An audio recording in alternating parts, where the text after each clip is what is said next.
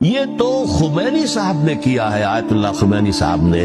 کہ انہوں نے یہ ایران کے شیعوں کو باور کرایا کہ بھائی جب آئیں گے حضرت مہدی آ جائیں گے، لیکن ہم اب ہاتھ پر ہاتھ رکھ کر بیٹھے رہیں، باطل کو چیلنج بھی نہ کریں۔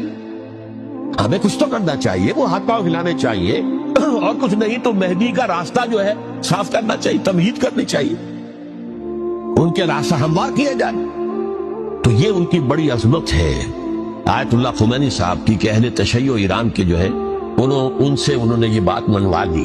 کہ ہم بالکل انرٹ نہیں بیٹھے رہیں گے، بلکہ اپنے نائب امام قرار دے کر